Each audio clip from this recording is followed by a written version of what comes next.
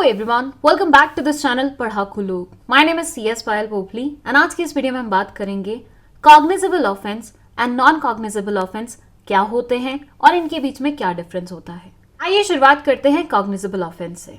But before that, क्या आपने कभी भी ऐसा सुना है कि किसी पुलिस वाले को अगर किसी इंसान को अरेस्ट करना है तो उससे पहले उसे एक डॉक्यूमेंट की जरूरत होती है जिसे हम वारंट का नाम देते हैं?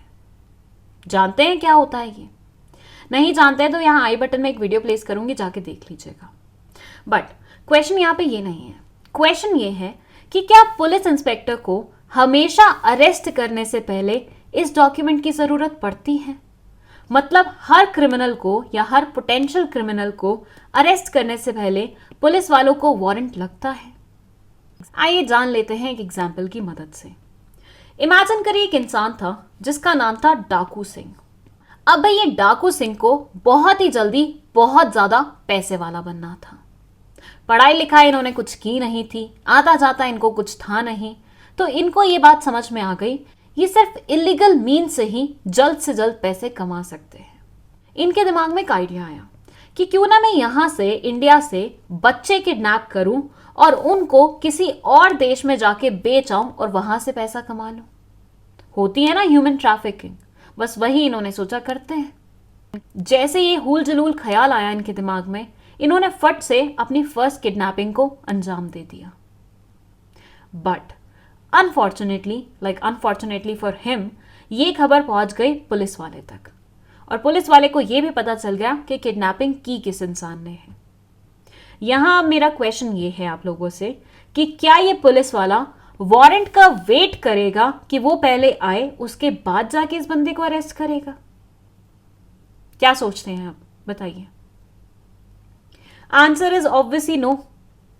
भाई ये इंसान ऑलरेडी माइंड सेट कर चुका है कि मुझे क्या करना है, किडनैपिंग करनी है और आगे चल के ह्यूमन ट्रैफिकिंग करनी है और मुझे ज्यादा से ज्यादा बच्चे चाहिए। तो ऐसे में ये एक बच्चे की किडनैपिंग के बाद रुक तो नहीं जाएगा, ये तो किडनैपिंग बैक टू बैक करता जाएगा। बट इस केस में अगर पुलिस वाला वारंट की वेट करने बैठ गया ना, तो यहां डाकू सिंह की तो बिना बोले ही मदद हो जाएगी। तो ऐसे ऑफेंसेस में, ऐसे केसेस में पुलिस वाले वारंट का वेट नहीं करते हैं, डायरेक्टली जाके इंसान को अरेस्ट कर लेते हैं। कौन से होते हैं ये केसेस? ये केसेस होते हैं कॉग्निजेबल ऑफेंस वाले केसेस।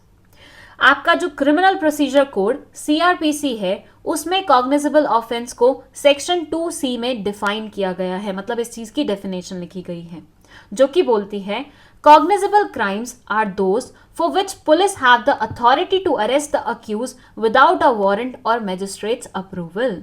ये ऐसे ऑफेंसेस, ऐसे केसेस होते हैं जहां पुलिस वाले को वारंट का वेट नहीं करना पड़ता, वो डायरेक्टली जाके अरेस्ट कर सकता है। अब भाई यहाँ पे कॉमन सेंस से आपको समझ में आ ही गया होगा कि ये कुछ हीनियस नेचर के ही क्राइम्स होंगे, कुछ बड़े वाले क्राइम्स ही होंगे, लाइक मर्डर, रेप, किडनैपिंग।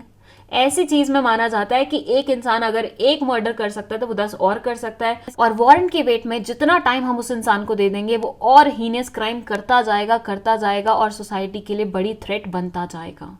इसलिए फट से फट जाके उसे अरेस्ट करो, कोई टाइम ही नहीं मिलेगा उन्हें और वो आगे क्राइम करने से बच भी जाएगा। The consequences of these crimes are horrible. ऐसे क्राइम्स के कॉन्सिक्वेंसेज हॉरेबल होते हैं और नॉन कॉग्निजेबल ऑफेंसेस के कंपैरिजन में सीवियर भी होते हैं। अब भाई देखो, कॉग्निजेबल ऑफेंस तो तुम्हें समझ में आ गया कि ऐसे हीनियस नेचर के क्राइम्स जिसमें पुलिस वालों को वेट करने की जरूरत नहीं है वारंट की, डायरेक्टली जाके वो अरेस्ट कर सकते हैं इंसान को। तो यहां से अब तुम नॉन कॉग्निजेबल ऑफेंस का अंदाजा लगा सकते हो, बिल्कुल लगा सकते हो। नॉन कॉग्निजेबल ऑफेंस कौन से होंगे? ऐसे ऑफेंसेस जो कॉग्निजेबल नेचर के नहीं है, जो मतलब इतने हीनियस नेचर के नहीं है कि इंसान को अरेस्ट नहीं किया तो वो कुछ बहुत बड़ा कर देगा। For example defamation. अगर एक इंसान दूसरे इंसान को बदनाम करने के लिए पब्लिकली ऐसी बातें बोल रहा है जो नहीं बोली जानी चाहिए, जिससे दूसरे इंसान की रेपुटेशन पे फर्क पड़ेगा, तो ऐसे सिनेरियो में अगर विक्टिम केस करना चाहता है तो पुलिस वालों को पहले वारंट का वेट करना पड़ता है, तब जाके वो दूसरे इंसान को अरेस्ट कर सकते हैं। ये लेस सीवियर नेचर के क्राइम्स होते हैं। It says CRPC defines non-cognizable offences also, in which police officer cannot arrest the accused without a warrant and cannot initiate an investigation without the permission of the court.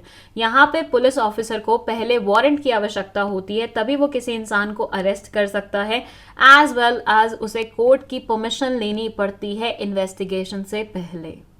A non-cognizable offense is a criminal act that is typically less serious in nature. ये थोड़े से less serious in nature होते हैं, जैसे defamation हो गया, जैसे public nuisance हो गया. तो ऐसे सारे cases non-cognizable offense में काउंट किए जाते हैं. तो अब समझ में आया दोनों का डिफरेंस. कॉग्निजेबल ऑफेंसेस ऐसे ऑफेंसेस होते हैं जो सीरियस नेचर के होते हैं और वहां वारंट का वेट नहीं किया जाता है, where non cognizable serious nature के नहीं होते हैं, लेस सीरियस नेचर के होते हैं, छोटे मोटे क्राइम्स होते हैं, और इसके लिए आपको वारंट का वेट करना पड़ता है, तभी आप इंसान को अरेस्ट कर सकते हैं. आप बोले तो पुलिस वाले, आप नहीं कर सकते अरेस्ट किसी को, है ना.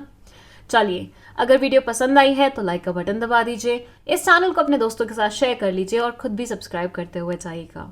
लॉ की और बहुत सारी वीडियोस इस चैनल पे अवेलेबल हैं. Don't forget to check that. Thank you so much for watching this video.